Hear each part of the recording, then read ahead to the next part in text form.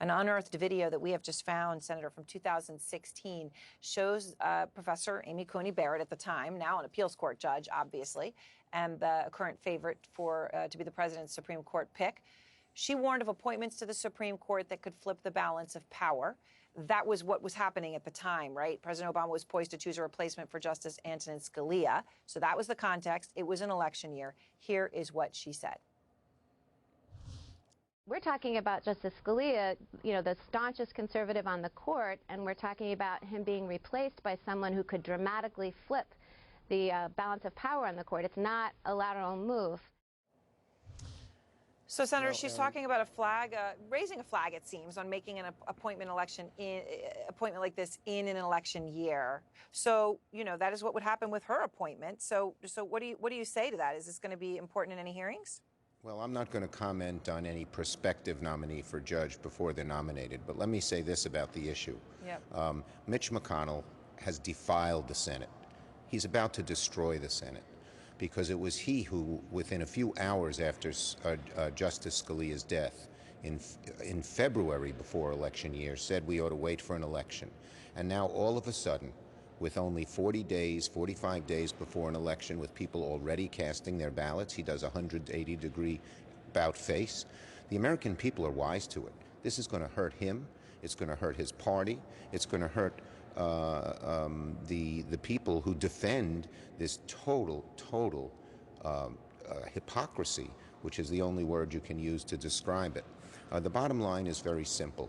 This court contest, Aaron, means a huge thing to average Americans. It can determine their future health care, whether the 130 million Americans who have protections from insurance companies knocking them off for pre-existing conditions will continue that protection, whether tens of millions of senior citizens will get Medicaid, will get their prices increased, whether millions of people will lose their insurance. And that case is before the Supreme Court 2 weeks after the election. But there are other issues, too. There's civil rights and labor union rights and gay rights and women's rights. The right to choose. Roe v. Wade could be undone by a court this extreme. So the American people know this. The American people know what McConnell and his hard right friends are doing. They're trying to take over a court and have it do things that the American people abhor. So I want to actually play you something else she said in this interview, and I'm not going to ask you to opine on her possible selection, because I know you won't do that, but about the content of what she says here. So here she's talking about whether a president should be able to nominate a justice in an election year, and here's what she said. Shouldn't be a surprise that the Senate is willing to push a president's nominees through in an election year when they share the same political affiliation. The president has the power to nominate, and the Senate has the power to act or not, and I don't think either one of them can claim that there's a rule governing one way or the other.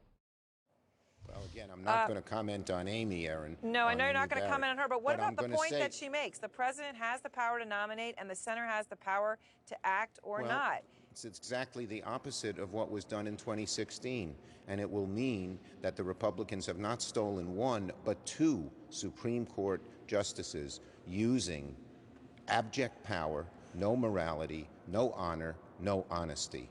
And the American people won't stand for it. All the polling data shows that the American people are wise to this, and I believe this is going to make the stature of Mitch McConnell even lower. I believe anyone who supports this kind of philosophy is not going to be well regarded by the American people.